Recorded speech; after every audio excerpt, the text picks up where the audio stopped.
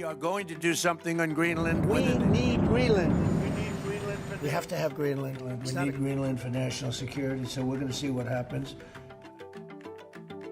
The desire to control Greenland is not an idea that comes from the left field, but it's actually related to priorities of the Trump administration, very clear priorities. If we take a step back and look at the big picture, there's the national security aspect, there is the rare mineral access, and the very clear efforts of the administration to secure what they call a reliable supply chain of rare earth minerals that diversifies and steer it away from China's control. First explanation is, of course, that the area is a key component of his plans for a Golden Dome, inspired in Israel's Iron Dome. It's a multi-layer missile interception system capable of stopping ballistic missiles and other types of missiles.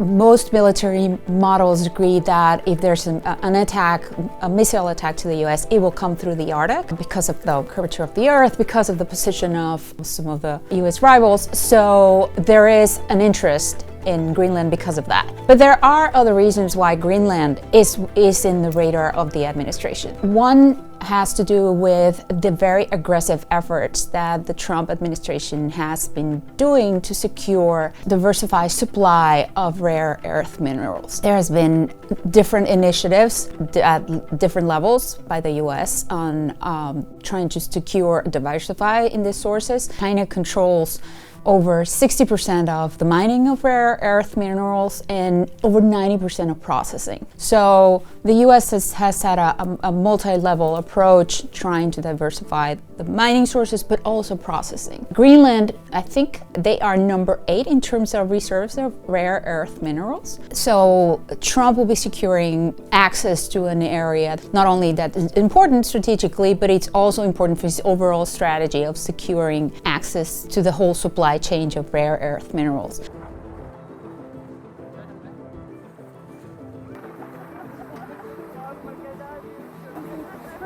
Another reason why the Trump administration is very intent on gaining control of Greenland and the area around it is that there has been, as a result of changes in climate pattern, that old dream of trade routes that go through the Arctic have become feasible. And in fact, in October of 2025, the first ship in the new Polar Silk Route that left China and made it to England in what has been defined as record time. China and Russia have signed an agreement regarding these trade routes in the Arctic area that borders the Russian coast, but it's, of course, is in that same area where Greenland is. And the Polar Silk Road means that product from China can make it to the European markets in 40% less time and with 20% less expenses in fuel. There's a clear advantage to using it.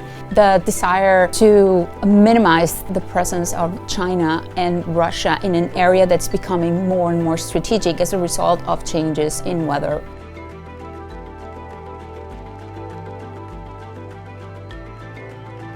China has also, through this was a couple of weeks ago, one of the spokespersons at the foreign ministry very specifically asked the Trump administration to refrain from using the China threat to justify their desires to move into Greenland. 北极涉及国际社会的整体利益，中国在北极的活动旨在促进北极的和平稳定和可持续发展，符合国际法。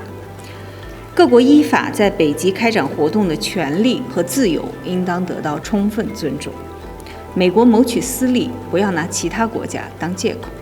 And they have reiterated that their presence in the region is related to scientific exploration and trade, particularly the Polar Silk Route that is part of the Belt and Road Initiative of China. But they have denied that their presence in Greenland has any military objectives or any military implications. Apart from that, they have been very vocal in their opposition to any efforts that would imply taking the territory by force.